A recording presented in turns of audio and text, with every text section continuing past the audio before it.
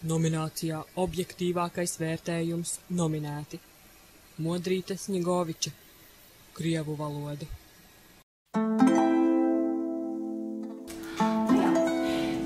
Manā skolotājas praksē bijis tāds gadījums, tas bija gada sākumā, kad es tikko sāku strādāt, tad mums bija atsevišķi valoda un literatūra, un loģiski mēs daudz lasījām un arī daudz rakstījām domrakstus. Un rakstīja ļoti daudz, un domraksti ļoti plaši un ļoti lieli. Bet tā kā es jau zināju, kā viņi apmēram raksta, kurš labāk, kurš sliktāk, un pēc kārtējās domrakstu savākšanas, es vakarā sēdēju mājās, izlaboju vienu darbu, izlaboju otru darbu, un sapratu, ka tā es sēdēšu visu nakti un sabeigšu savu veselību pavisam.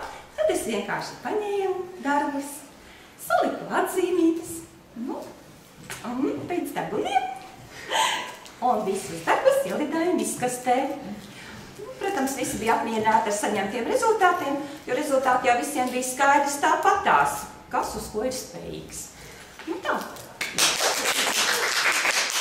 Protams, aplaudēt nav par ko, bet tāds gadījums manā dzīvē ir bijis. Ar ko es nelapojos, bet Elita Rozīte, valsts valoda un literatūra.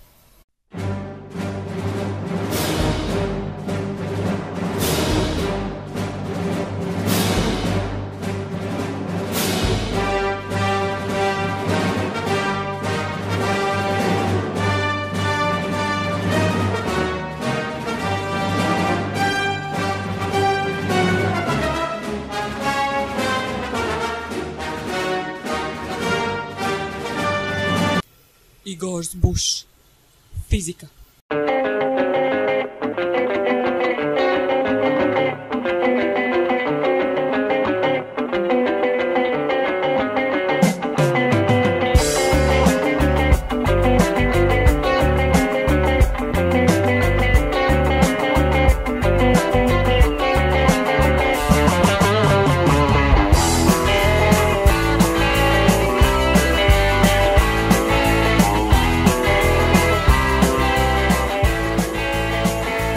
Aizmirsti vakar, ka nācās tev alga, bet neguvi to. Esi laimīgs. Nenožēlo nekā un negaidīt neko.